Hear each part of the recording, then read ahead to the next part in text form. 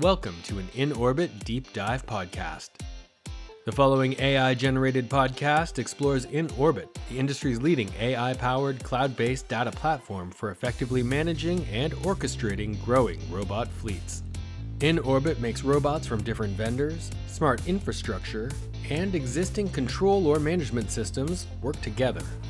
With InOrbit, you get comprehensive observability, incident review, and data analytics. To learn more about InOrbit and the power of robot operations, visit us online at inorbit.ai. Now on to the podcast. All right, everybody, welcome in. We are diving deep today into InOrbit missions. Yeah. This is Missions. This is going to be a good one. Absolutely. So whether you're, getting ready for a big robotics meeting, trying to, bone up on what's happening in the industry, or just like wildly curious about all the cool stuff robots are doing these days, you're in the right place. Yeah, you're going to learn something today. Yeah, so we're going to be talking about like controlling A and Y robot, even if it's from like different companies. Oh, yeah. Multi-vendor. Yeah, multi-vendor, big word of the day. Big word. And how to make your whole operation like super efficient. Smooth. Yeah, smooth Ruth. I like that. Like butter. All right. So we're going to have some aha moments, but don't worry, we're going to keep it. Digestible. Yes. Digestible. Not too much jargon. Okay, so in orbit, they say a mission is like more than just a list of tasks for robots. Way more. Yeah, it's not just go here, do this. No. It's about controlling how they act, how different systems talk to each other. The communication is huge. Right. And then like analyzing all that data to figure out what works, what could be better. It's the whole ball game. Yeah, it really is the whole End-to-end. End-to-end. Orchestration. Ooh, I like that word. It's not just about telling a robot to go charge itself when it's low on juice. Right. It's about making sure that all these robots are working together. The team. Like a well-oiled machine. Yes. Okay, so in orbit, they break this whole thing down into 3 stages. Okay, let's hear it. All right, so first up, we've got mission definition. Okay, definition. So this is where you're setting the ground rules. Parameters, what are we doing here? Exactly. The instructions for the robots. Yep. And get this, it works with robots from all sorts of companies. You're not like stuck with just one brand. Yeah, that's huge. Right. Yeah. That multi-vendor thing again. Exactly. It's like mind-blowing. Think about it. If you're running a warehouse, right? And you've got robots from 3 different companies. Oh, Nightmare. Used to be a nightmare trying to make them all work together. Like herding cats. Exactly.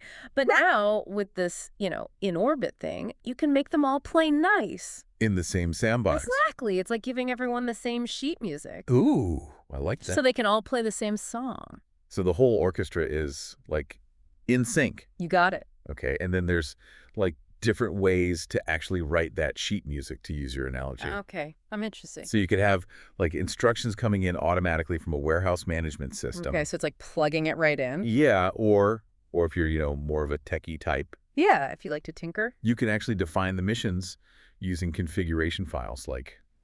Like JSON and YAML. Yes, exactly. Now those are a little techie. They're a little techie. We don't have to get into the weeds there. No, but the point is flexibility.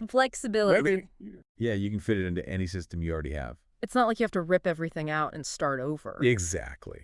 Which is a huge relief for a lot of businesses. Okay, so we've got our mission blueprint, right? We've got our plan. Now, how do we actually make it happen? All right, let's do it. That's where mission execution comes in. Oh, execution. This is where things get really cool. This is where the robots are doing their thing. They're on the field. Yeah. So we're talking about setting waypoints for them to follow, telling them exactly what to do, when to do it. Like step-by-step instructions. Exactly. And even picking the right robot for the job. So it's not just like any robot can do anything. No, you want the right robot for the right job. Okay, that makes sense. Think about a busy warehouse, right? I am. You've got all these packages that need to be moved around quickly and efficiently. Yeah, I can picture it. This system makes that happen. Wait, so I could like manage a fleet of delivery robots with this? Oh, absolutely. That's insane. Yeah.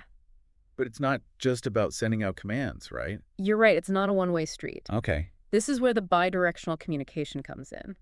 Okay, now explain that like I'm 5. All right, so imagine you're not just telling the robots what to do. Uh-huh. They're talking back to you too. They're like little robots with walkie-talkies. Exactly. They're giving you updates like, hey, I'm at waypoint 2. Okay. Or uh-oh, there's an obstacle in my way. So they're not just blindly following the instructions. Oh, they're smart. Okay, that's important. It is, because it means the system can adapt. Oh, like in real time? Real time. So if a robot runs into a problem, it can let you know, and then you can either reroute it Okay. or send a different robot to take over. So it's constantly adjusting. Yeah, think of it like a conversation. Okay. You're not just barking orders, you're working together.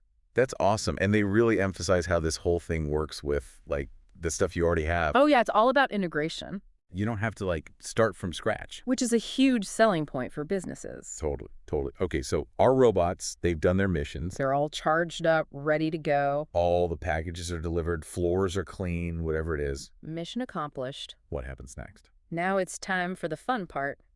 Mission analytics. Analytics, okay. We put on our detective hats. I like it. And we start digging into the data. Ooh, the data. Yeah, we're analyzing how the robots did. Like, did they take the best route? Exactly. Were there any holdups? Were they slacking off? Maybe. Maybe. We'll find out. We'll get to the bottom of it. It's like watching a security camera, but for robots. You got it. You can see everything they did. And I bet you could, like, really geek out over this data. Absolutely. See all the little details. But it's not just about geeking out. Okay, there's a purpose. There's a purpose. It's about making things better. More efficient. Think of it like A/B testing. Oh. But for robots, you can compare different ways of doing things. Different robots, different wows. Exactly. See what works best. And InOrbit has this cool thing called time capsule, right? Yeah, have you seen that? I've heard about it. It's like a replay. It is. It shows you exactly what the robot did. Like a little robot movie. Basically, you can see where it went, how long it took. Oh, that's cool. So you can really start to fine-tune things. This is where you can, like, save money. Right? Yeah, oh, absolutely. Make things more efficient, less energy. Yep, data-driven insights. Love it. Okay, so the research mentions different versions of InOrbit missions. Oh, yeah, they've got options for everyone.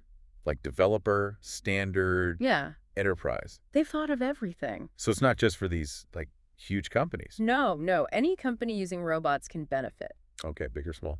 From warehouses to factories, even hospitals, delivery services. So, like, if you've got robots, you can probably use this? Probably. That's pretty wild. It is. It's democratizing robotics. Ooh, big word. I know, right?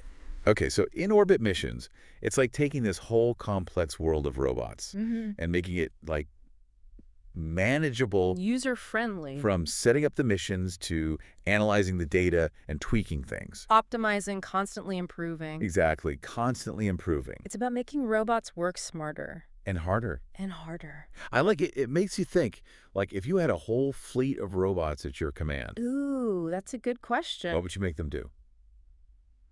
I'd have them, I don't know. That's a tough one. It is a tough one, but it's fun to think about. It is. It sparks the imagination. So if you want to learn more about in-orbit missions and how they can change the way you think about robots. Definitely check out their website. Yes, go check it out. Tons of great resources there. We are living in such a cool time for robotics. It's like... It's mind-blowing how fast things are changing. And solutions like this, they're shaping the future in some really exciting ways. No doubt about it.